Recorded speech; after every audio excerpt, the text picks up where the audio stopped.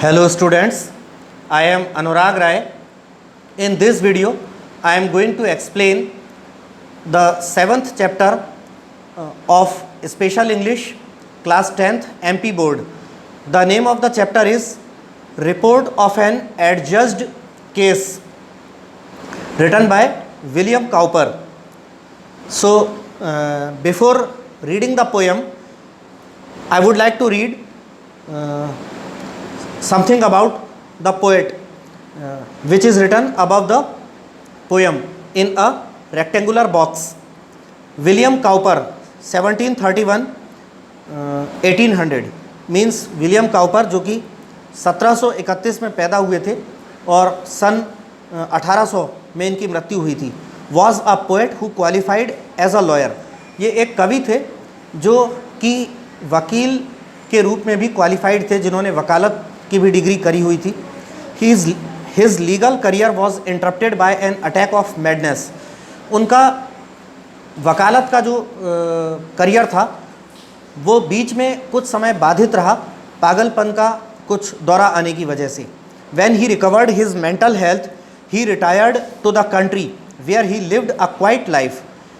जब इन्होंने अपने मानसिक स्वास्थ्य में थोड़ी सी रिकवरी, जब इनका मानसिक स्वास्थ्य अच्छा हुआ तो फिर ये शांति पसंद जीवन, शांतिप्रिय जीवन जीने के लिए एक गांव में अपने रिटायरमेंट के बाद का उन्होंने पूरा समय शांति के लिए गांव में बिताया. He wrote the famous hymns hark my soul it is lord and God moves in a mysterious way. William Cowper ने ये प्रसिद्ध कविताएं hark my soul it is lord और God moves in a mysterious way, ये प्रसिद्ध कविताएं लिखी हैं. His admirable letters show his gentle and humane personality. उनके प्रशंसनीय पत्र जो हैं उनकी नम्र और दयालु व्यक्तित्व को दर्शाते हैं. He wrote poetry in a simple and gentle style. इन्होंने पोएट्री जो है वो एक सरल और नम्र शैली में लिखी है. In this poem, Cowper has used the language and background of the courtroom to provide humorous effect. इस कविता में लेखक विलियम काउपर ने भाषा और पृष्ठभूमि जो है वो एक कोर्ट रूम की, न्यायालय के भवन की भाषा और पृष्ठभूमि का प्रयोग किया है एक मनोरंजक प्रभाव उपलब्ध कराने के लिए. A strange dispute arose between the nose and the eyes, both claiming their sole right over the spectacles. और ये कविता जो है वो हास्य से भरी एक मनोरंजक कविता लिखी है कवि ने. तो इस कविता में कवि क्या लिखता है कि नाक और आँखों के बीच में एक विचित्र सा विवाद उत्पन्न हो गया और दोनों ही मतलब एक पक्ष तो था नाक और दूसरा पक्ष था आँखें. ये दोनों ही पक्ष चश्मे के ऊपर अपना एकमात्र मालिकाना हक का दावा कर रहे थे. मतलब आँखों का भी ये दावा था कि चश्मा हमारा है, चश्मे पर हमारा अधिकार है, और नाक का भी ये दावा था कि चश्मा मेरा है, चश्मे पर मेरा अधिकार है. ऐसा कवि एक मनोरंजक पोएम के रूप में लिखते हैं. The tongue acted as a lawyer and the ear as the chief baron to balance the laws. Tongue ने यानी जीभ ने वकील का काम किया और कान जो हैं, कान ने मुख्य न्यायाधीश का काम किया कानून को बराबर बराबर नाप तोल करके न्याय देने के लिए. तो जैसा कि हम जानते हैं लेखक ने इतने अच्छे तरीके से लिखा कि टंग, चूँकि जीभ का काम बोलने का होता है और वकील का काम भी कोर्ट में मजिस्ट्रेट के सामने, जज के सामने आर्ग्यूमेंट्स, अपनी प्लीज़, दलीलें, जिरह देने का काम होता है. वकील का काम भी बोलने का होता है. तो टंग ने वकील का काम किया और जज या मजिस्ट्रेट जो होता है वो सभी पक्षों की बातें और दोनों पक्षों के वकीलों की बातें भी सुनता है. तो लेखक ने कान को ऐसा दर्शाया है कि कान जो है वो मुख्य न्यायाधीश के रूप में बैठे न्याय को बराबर बराबर नाप तोल कर देने के लिए. So now the poem starts from here. Between nose and eyes, a strange contest arose. The spectacles set them unhappily wrong, the point in dispute was as all the world knows to which the said spectacles ought to belong. तो first stanza में लेखक लिखता है कि नाक और आँखों के बीच में एक अजीब विचित्र विवाद उत्पन्न हो गया और चश्मे ने इन दोनों को नाखुशी के साथ गलत साबित कर दिया। और झगड़े का जो कारण था, विवाद का, आँखों और नाक के बीच में झगड़े का विवाद का जो कारण था, वो जैसा कि पूरी दुनिया जानती है कि चश्मा जो है उस पर किसका मालिकाना हक होता है, चश्मा आँखों का हो या नाक का हो। ये बात जो थी वो विवाद का कारण थी। So the next stanza, second stanza starts, so Tongue was the lawyer and argued the cause with a great deal of skill and a wig full of learning, while Chief Baron Ear set to balance the laws, so famed for his talent in nicely discerning। तो जीभ ने वकील का काम किया और इस कारण के पीछे तर्क वितर्क दिए, पूरी तरह से बहुत ज़्यादा कुशलता से भरा हुआ और पढ़ाई लिखाई के ज्ञान से भरी हुई जीभ ने आर्ग्यूमेंट किए, तर्क वितर्क किए वकील के रूप में। और कान, जबकि कान जो थे वो मुख्य न्यायाधीश के रूप में बैठे, कानून को, न्याय को बराबर नाप तौल करके देने के लिए और अपनी अच्छे तरीके से समझदारी के लिए बहुत ज़्यादा प्रसिद्ध कान, वो न्यायाधीश के रूप में बैठे। The third stanza starts, in behalf of the knows it will quickly appear and your lordship he said will undoubtedly find that the nose has had spectacles always in wear, which amounts to possession time out of mind। सबसे पहले जीभ ने, वकील जो था जीभ, वो नाक की तरफ से, अच्छा यहाँ एक बात बता दूँ, वैसे जब कोई विवाद होता है तो दो पक्षों में होता है और दोनों पक्षों के अलग अलग वकील होते हैं।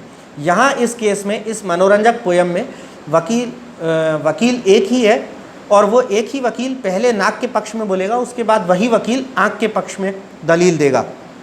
तो जीभ जो थी, वकील जो थी, वकील सबसे पहले तुरंत ही उठकर नाक के पक्ष में आता है और जज से बोलता है कि योर लॉर्डशिप, जज से बोलता है कि योर लॉर्डशिप, जज साहब, आप ये बिना किसी संदेह, बिना किसी शंका के आप ये पाएंगे कि नाक जो है वो हमेशा से ही चश्मे को पहनती आई है या हमेशा से ही नाक चश्मे को लगाती आई है। उसका ये मानना था कि जैसे आप देख सकते हैं कि चश्मा जो है वो नाक के ऊपर जाकर टिका हुआ है। तो जीभ यानी वकील का कहना था कि जज साहब, आप बिना किसी संदेह के ये पाएंगे कि नाक हमेशा से ही चश्मे को पहनती आई है और वो इतना समय हो गया है कि ये मस्तिष्क में भी वो समय नहीं पता कि कब से नाक चश्मे को पहनती चली आ रही है। देन अगले स्टेंजा में लेखक लिखता है, then holding the spectacles up to the court your lordship observes they are made with a straddle as wide as the bridge of the nose is, in short designed to sit close to it just like a saddle. फिर वकील ने, यानी जीभ ने, वकील ने चश्मे को हाथ में उठा करके जज को, पूरी भरी कोर्ट में जज को दिखाते हुए कहा कि जज साहब, आप ये देख सकते हैं कि ये एक स्ट्रैडल माने चश्मे में नाक के पास सपोर्ट के लिए दो फाइबर के वो पैर टिकाने जैसे कुछ पायदान होते हैं यहाँ इस जगह पर कि जो नाक के ऊपर टिक जाते हैं, तो वो उन्हें स्ट्रैडल कहते हैं। तो जज साहब देख सकते हैं कि चश्मा जो है वो स्ट्रैडल के साथ बना हुआ है और वो बिल्कुल ठीक उतना ही चौड़ा होता है जितना नाक का ब्रिज होता है, पुल होता है, यानी कि नाक यहाँ से चढ़ाई होती है और यहाँ उतरते हैं, तो नाक का जो पुल होता है उस पर ही ठीक आकर के फिट बैठता है। और संक्षेप में, शॉर्ट में कहें तो वो स्ट्रैडल बिल्कुल घोड़े का जो सैडल होता है, यानी घोड़े की काठी या जीन जो उसके शरीर पर फिट हो जाती है, तो कह रहे हैं कि बिल्कुल उसकी तरह ही डिज़ाइन किया गया है, यानी कि एक तरह से ऐसा लगता है कि वो स्ट्रेडल, चश्मे का स्ट्रेडल जो है वो ठीक नाक के लिए ही बना है, ऐसा वकील का, जीभ का कहना था। अगले स्टेंजा में लेखक लिखता है, again would your lordship a moment suppose it is a case that has happened and may be again that the visage or countenance that had not a nose, pray who would or who could wear spectacles then। वकील जो था, जीभ, वो बोला, जज से बोलता है कि योर लॉर्डशिप, जज साहब, आप फिर से एक बार ये कल्पना कीजिए, ये एक ऐसा केस है जो अभी सामने आया है और दोबारा भविष्य में कभी आ सकता है। तो जज साहब, आप कल्पना कीजिए कि ऐसा कौन सा फेस होगा, ऐसा कौन सा चेहरा होगा कि, या मतलब उसका कहना था कि क्या कोई ऐसा चेहरा जिसके ऊपर नाक ना हो।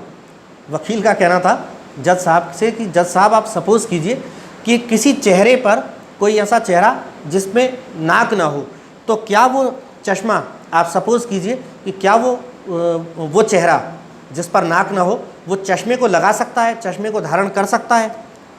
अगर पहनेगा तो चश्मा कहाँ पहनेगा, ऐसा चेहरा जिसमें नाक ना हो। तो अगले स्टेंजा में लेखक लिखता है, on the whole it appears and my argument shows with a reasoning the court will never condemn that the spectacles plainly were made for the nose and the nose was plainly intended for them. दोबारा से वकील जीभ का कहना होता है जज साहब से कि कुल मिलाकर जज साहब, ऐसा प्रतीत होता है और मेरे आर्ग्यूमेंट्स, मेरे तर्क वितर्क भी ये दर्शाते हैं एक ऐसी तर्क शक्ति के साथ जिसकी आलोचना, या जिसे कोर्ट भी नहीं नकारेगी, कोर्ट भी जिसकी आलोचना नहीं करेगी। और ये प्रतीत होता है कि चश्मा जो है वो साफ तौर पर, सीधे सीधे चश्मा जो है नाक के लिए ही बना है, और नाक जो है वो भी साफ तौर पर सीधे सीधे चश्मे के लिए ही बनी है, ऐसा वकील का, जीभ का कहना था। अगले स्टेंजा में पोएट लिखता है, लेखक लिखता है, then shifting his side as a lawyer knows how he pleaded again in behalf of the eyes. फिर जैसा कि वकील एक अच्छी तरह से जानता है, तो वो वकील जो थी, जो टंग, वो उसने फिर अपनी साइड, अपना पक्ष बदलते हुए, पहले उसने जो अपने आर्ग्यूमेंट्स थे, जो अपनी प्लीज़ थी, तर्क वितर्क और दलीलें जो कि नाक के पक्ष में दी थी, अब वही वकील टंग जो था, जीभ था, अब वो पक्ष बदलकर चश्मे की, आँखों की साइड चला गया, और अब वो आँखों के पक्ष में अपनी प्लीज़, अपने आर्ग्यूमेंट्स, अपनी दलीलें, अपने तर्क वितर्क देता है। But what were his arguments few people know, for the court did not think they were wise equally. लेकिन आँखों के पक्ष में जीभ ने, वकील ने क्या दलीलें दी, क्या तर्क वितर्क दिए, ये ना के बराबर ही लोग जानते हैं। और क्योंकि कोर्ट को भी उसकी वो दलीलें, वो तर्क वितर्क, जीभ की, वकील की जो दलीलें थीं आँखों के पक्ष में, वो कोर्ट को भी बराबरी से बुद्धिमानीपूर्ण नहीं लगे।